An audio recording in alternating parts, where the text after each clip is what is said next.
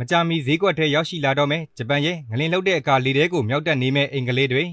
ငလင်ဆိုရင်ရင်းနှီးတဲ့မိတ်ဆွေတွေလိုမျိုးကိုဖြစ်နေကြပြီဖြစ်တဲ့ဂျပန်နိုင်ငံကတော့အခုဆိုရင်ငလင်လှုပ်တဲ့အခါအိမ်တွေပြိုကျပျက်စီးမှုမရှိစေအောင်လို့ကာကွယ်နိုင်မဲ့နည်းလမ်းတွေကိုရှာဖွေတွေ့ရှိခဲ့ပြီဖြစ်ပါတယ်ဒီနည်းလမ်းကအစာအုပ်အမြင့်ကြီးတွေရဲ့ foundation အပေါ်ကတိုင်တွေရဲ့အောက်ခြေမှာစပရိန်လိုမျိုး isolation ပစ္စည်းတစ်မျိုးထည့်ထားတဲ့နည်းလမ်းမဟုတ်ပါဘူးငလင်လှုပ်ခတ်ချိန်မှာစင်ဆာတွေကနေတဆင့်အာရုံခံပြီးအိမ်ကိုမြေကြီးကနေလွတ်သွားအောင်လေထဲမှာမြောက်တင်ပေးထားမဲ့နည်းလမ်းဖြစ်ပါတယ်ဒီနည်းပညာကို Attention ကုမ္ပဏီက2005ခုနှစ်လောက်ကတည်းကနေတီထွင်လိုက်နိုင်တာပါ